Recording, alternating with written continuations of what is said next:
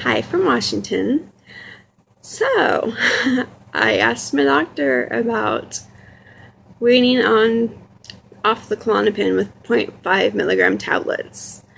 Before I explained what had happened with going from the 2 to 1.5 milligrams, which is the 25% cut, and told him everything that happened and how horrible it was, and not just mentally, like the cognitive, but neurologically and physically. And I explained all that to him, and he is perceptive, and he said, okay, so you don't want to do this? Well, not right now. I explained that I can't do my plan until after certain things happen, that I need to do a sleep study. Finally, I can do this, but I can't do a sleep study while tapering off of this because the most common side effect is, or symptom, or whatever you want to call it, is withdrawal is the insomnia. And I can't go in and not sleep because I had to have a pre-authorization from insurance to get this done. They're not going to let me do this again. I have to get this done the first time around and have it right. So I cannot do it until after that. Also, my pet sitting gig, second week of June, I need to be completely there for that. And I want to have my sleep study results back, which will be the 18th, 19th of June at the absolute latest from what I'm told, because it's 1 to 2 weeks. And being the 3rd and 4th of June, because it's a nighttime study and a daytime study. So the 4th of June, 2 weeks from then, is the 19th. So that's the absolute latest I should have it, I'm hoping. And so that gave me the date of the 23rd because my doctor's only in on Monday. So that's when I want to start. Well, his whole thought process was, he didn't ask me about the decks, by the way. He didn't ask me if it's working or not, which was surprising. He didn't notice that I wasn't myself yesterday when I went in there, which was surprising. So his focus was, I found out, get me my prescriptions for the next 2 months because he's going on vacation for the month of June. So that's why he just said, oh, well, you don't want to do this. Okay, I get it. So I have to reapproach it when I see him in July on the 14th. So I have to hold all this crap in my brain until then. So, I mean, my plan is great. I've been told by a couple people it's as good as it gets without doing other means of tapering that I'm not able to do because of the decks. I'm a special case in a way. I'm a little bit different. I can't take doses during the day. Again, the up or downer combo, I'm deathly terrified of. Even though it's not a lot, it would be, over the day, it's 1.825 milligrams on the day, and you split it up by 3. I don't know the math off the top of my head, but it's not a whole lot, but still, that scares the shit out of me. And especially when you throw in the withdrawal symptoms, that really fucking scares the shit out of me. To mix that with my uppers, I'm sorry, I don't want to go pick out a casket or a plant to be cremated in and have it grow from my body. I really, really, really, really don't want that to happen. So, I'm very cautious. It's got to be 1 dose when I go to bed. Because I take the last dose of Dex at 3 o'clock in the afternoon. Sorry, I had to think about that for a second. I sometimes take it at 9 or 9:30 in the morning, but always 3 in the afternoon. Well, 3:03. I have a thing with 3s. Anytime I set clock alarm, it's 03, 13, 33, 23, whatever, 43. It's my lucky number. It's a thing. It's something I'm OCD about. Don't ask. So he's not dismissing my idea. He's not approving my idea.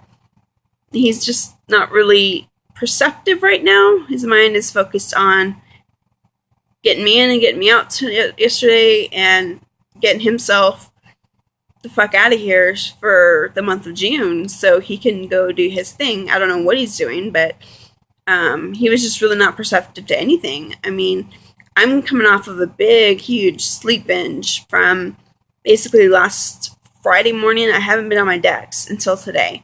The alarm went off and I was like, fuck no, I'm not getting up. And then I eventually woke up around noon, had an incident with my cat, turned it into an emergency, yada, yada, yada, took care of that, came home. I was back asleep by 5 o'clock, slept through the night. I didn't even take any of my nighttime medications, which is like so incredibly rare. And then Saturday, I woke up, my back was strained, my turned the Dex alarms off. I don't know if it was in my sleep or not, I can't remember. I strained my back again in my sleep, and I took something for that, which knocked me back out. And I'm like, shit, I got something to do tonight. And, my friend's like, what, you're not going? I'm like, energy drink. And so, I couldn't take my Dex. It was too late. So, I tried that, which of course fucking didn't work. She's like, oh, I'll be here for a couple hours, not shutting the bar down. Oh, we ended up fucking shutting the bar down, and I don't even know when we got to the house, and we talked for a little bit, and finally fell asleep. And I don't even know when they came home with my nephew, or if they brought him back to the room and then brought him back out or not. But of course, the first things he goes for, I went for my glasses first, because I don't want to have to replace them. And then my phone, which I grabbed second, because I don't replace that. And then the third thing he went for, which was the Dex, which I grabbed because I don't want my little nephew, who is 9 months old, taking my Dex. So, and I shoved it all in the bag. Of course, she's like, what's in the bag? So, we had to move the bag, ultimately. But anyway, hard to be auntie when you're, like, half asleep and from your suspected idiopathic hypersomnia from the state you're in. And we were talking about eating lunch, and I'm like, sorry, guys, sleep is when I just want to go home and sleep. And that's what I did on Sunday. Eventually, I woke up, or Sunday, I woke up at 4 on Sunday. No, I slept. And then I got up for my appointment on Monday morning, which was super fucking early. I had to be up and dressed and ready to go by 8. And my alarms weren't even going to go off until 9 and 9:30. Shut them off, and the afternoon went off. And the fact that he didn't even notice, like, I'm sleep deprived, I'm not me, I'm not awake, I'm not on medication. You wouldn't even tell. That's unlike him. So anyway, finally woke up at 4 o'clock yesterday, which was Monday, and realized, oh, I can't sleep. Good luck. Good Lord. And knew that today I'd wake up in time for the Dex, and I shut the first alarm off. Second alarm, I'm like, alright, fine, I'll take it. And actually didn't even really get up until about noon. And second dose came pretty fast because of that, and I've just been puttering around on my computer, and it's like 9 o'clock at night now, so it's time for me to go back to bed pretty much. But so basically responses to me posted online about my plan, the 0.5 milligram tablet, taking 2 3/4 with a 0.125% cut, 6.25% taper. People keep saying liquid titration or Ashton, and I'm like, I can't do that. It's not an option for me. And I explain why, and they say, well, if you're going to do it once a day, do a liquid. And I'm like, no, thank you. I'm trying not to explain to people why, which is the fact that the liquid taper makes me want to vomit. And now that thought is in my head, if I did the liquid titration, I'd have to take it by itself before anything else, including food, because I probably would throw it right back up, because that thought has been in my head for so long now, because now I can't even start until July 14th. So, well, if I do a liquid taper, you usually actually make it the night before and you take it the next day. So maybe even July 15th. And now that gives me like over a full month to keep that thought in my head. So yeah, I'm probably going to puke it up if I even try it. So, not likely to happen. Someone brought up liquid Klonopin, and I told them, unfortunately, where I live, it's only at the compounding pharmacies, and insurance is not covered, or they don't take insurance, actually. And I definitely don't have the cash for it, so it's not an option, but thank you. Nobody gave me basically I was just looking for scheduling. Just what kind of schedule do I do this on? Do I do it every 2, every 4? How often do I cut back? So someone else was saying something, and I think it was Ashton. I just got pissed off and put my caps lock on and said, I was just so frustrated, and I said, I'm on upper. You don't mix. I said, you don't mix uppers and downers. I cannot stop my uppers, and that was the end of that little bit on Facebook. And finally, I went back on Facebook today. I said, I'm really sorry for how I reacted earlier. I'm just really sensitive. I'm a unique case. I take stimulants, i.e. uppers. I refuse to mix them with the Klonopin. Here's my plan. This is my plan because I don't want to do the liquid titration. I don't want to do, which is also known as an LT. And I don't want to do Ashton because of the frequency of taking it during the day. It's not something that I can do or am willing to do because of my paranoia. I know it's paranoia. I get it. And it probably would do nothing but get worse throughout the taper. If anything, because you're taking away my anxiety medication. Although, in theory, I'm still on an anti-anxiety medication. So let me explain, go back a little more here. But anyway, that's probably, you're going to have heightened anxiety, I think would be a symptom, because you're taking away the anxiety medication. So any anxiety that you have over something is going to, be present.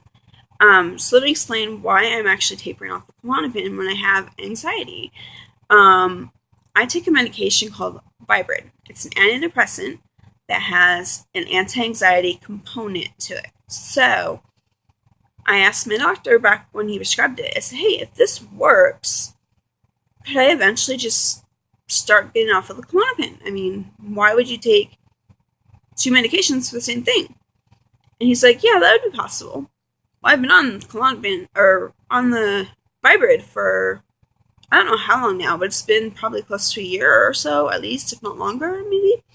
So I've been on it. It's in my system, well and good, doing well. I'm at the highest dose possible, I think.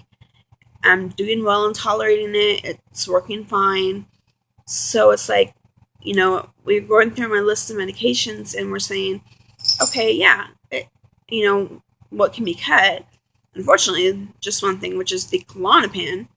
So, we're taking out the Klonopin, and that's the only thing that we can take out. But,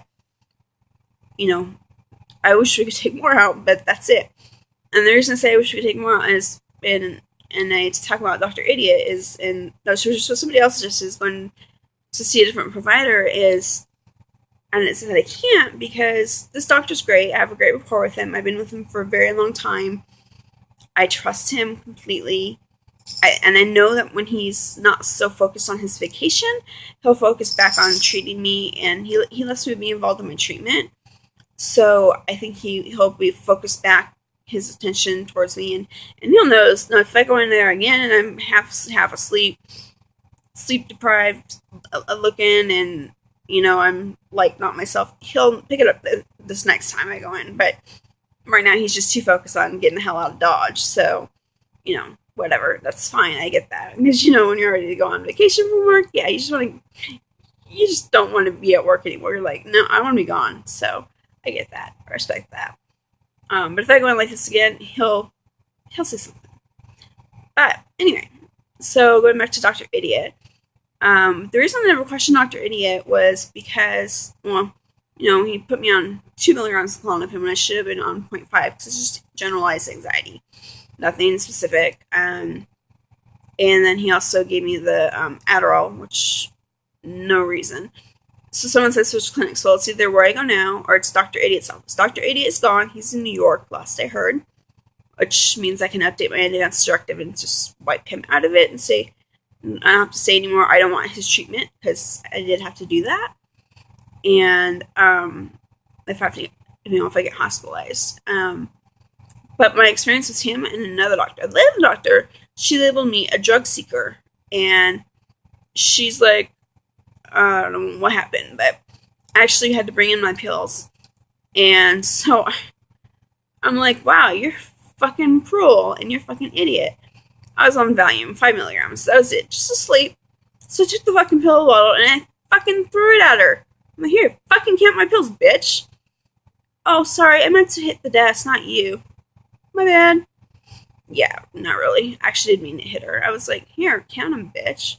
You know, you don't trust me? Fine, you can count them. They're all there. I've never used these drugs recreationally. I've never used to abuse or anything like that. I take them as directed, or if not less. I mean, like I said, the AM dose of Klonopin took like half the time. Nighttime dose, okay, I take that every night, pretty much. But I've never abused them. I never overused them. Use them for anything other than their intentions. So it just pissed me off, you know. So I can go back there, and I'm like, okay, I've had bad experiences. And Dr. Idiot also, basically, he and my counselor at the time cornered me, said, you're stable now. Here's 2 months of Adderall and Effexor, XR, and whatever else I was on at the time, and said, see ya. You're done here. No more counseling, no more meds. Yeah. So I ended up in another clinic that could see you for 6 months until I figured out what the heck I was going to do to get back where I was going previously. And got that worked out. I went back into the intake there, got to the counselor I'm seeing now, which was the leader of a group I was in while I had my old counselor. And he's wonderful. He's been my case manager and counselor for quite some time now. And he's the one who recommended my current meds provider. And that's where I'm staying. I started off with a different provider, but she's seen me go through med after med after med that just does not, like, they don't work a long time for me. So she's like, I don't know what to do with you anymore because you're so hard of a case. And so, you know, she just sent me into the guy I see now, and he's a pharmacist by trade, so he's awesome. He knows what he's doing. He can do this stuff easily. Dr. Idiot would just give you anything, and I would never question it or doubt it or anything because I wasn't taking much at the time. But now I'm on so many medications that I have to question everything I get. And do I actually need this? And right now, the only thing on my list that can go is the Klonopin. So we're going to get rid of it at some point. I know we will. Just got to stay strong, be positive, and do what I can to make sure that I remember to bring it up when I go in next, because it's another morning appointment before I take the Dex. So just be remembering to do this. And another note, when I made the video while I was going through withdrawal, my cognitive function was so fucked up. I thought I made the video at like 1 to 3 in the morning. I made it at 4:30 in the fucking afternoon. And so I had my daytime and nighttime all fucked up. And I'm like, even looking back, I didn't know I made it in the afternoon. I thought I made it early in the morning. And I'm like, what the fuck? Did this impact my overall cognitive function? Or was it just during that period of time? Because my overall cognitive function kind of sucks to begin with. And I'm really hoping it's just during that time and not overall. So hopefully I'll figure that out soon. I don't know if there's a way to tell or not, but yeah, that kind of freaks me out. So anyway, just a side note. And I hope to not experience that going through a job this time as well, because I mean, not know if it's day or night or when the hell it is. That's really freaky. I can't do that now with the schedule that I keep. So that's just not cool. And also, you know, I just got to figure out how that's going to work. So stay positive. It's not going to happen again. My sleep doctor's doing some research. I sent her the new YouTube links to the videos that I had done before or during and right after being 4 days back on my old dose, and hopefully she'll watch them. I told her I need her professional research Hopefully my sleep studies will give her some answers. I see her July 2nd, and I see him July 14th. If all else fails, I might contact my PCP, my primary doctor, and see if she'll wean me off of Klonopin. She does not manage or maintain psych meds. She might help me wean off of them if I give her a schedule of weaning off every 2 to 4 weeks of by 0.125%. So I have a schedule now. Everyone says it looks good. It's just weaning back every 2 to 4 weeks. By the 0.125, your body will tell you, which is great. But I don't know if she'll help. So if I get too anxious enough, I might just see if she'll do it. I don't know if she will or not. Or if not, I might see if my sleep doctor will do it too. So I'll check with the two of them. Maybe one of them will do it a little bit sooner than I go in. But I honestly don't know. But it's worth a shot. And I've learned that the only stupid questions that you can ask are the ones that you don't ask. So there you go. So anyway, stay strong, stay true to yourself, and keep the posts coming from you. I subscribe to a few of you, and I like seeing new videos and seeing what y'all are going through, because it helps prepare me for what I'm going to go through. So, like I said, stay strong, stay true to yourself, and as always, thank you for watching. Signing off from Washington. See you later.